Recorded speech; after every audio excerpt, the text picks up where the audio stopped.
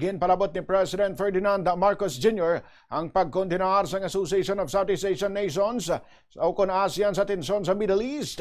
Ginpahayag ni isang presidente sa iyang opening statement sa formal nga pagbukas ng 48th ASEAN Summit sa Mactan Expo sa Lapu-Lapu City, Cebu. Subong adlaw, ginlaragway ni Marcos nga preemptive attacks ang US kag Israel batok sa Islamic Republic of Iran kag sunod-sunod nga mga pagbalo sa Iran batok sa mga pungsod sa Middle East.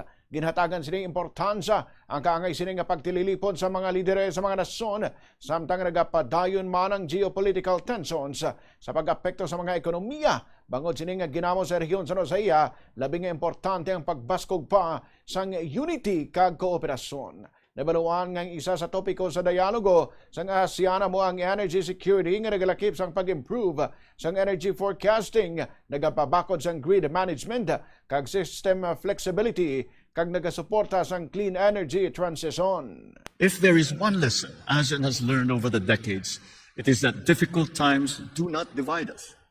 For ASEAN, challenges present us with opportunities that have further strengthened our resolve to work more closely, to listen more carefully, and to act more purposefully. This summit gathering is evidence of that commitment. It reflects our shared understanding that especially in moments of difficulty, engagement remains essential. That when circumstances are challenging, partnership is, more than ever, indispensable. And that even when the future appears uncertain, hope remains the responsibility of leadership. It is in that spirit that I warmly welcome all of you, reminded of the significance of our gathering. For ASEAN has always drawn its strength not from uniformity, but from unity.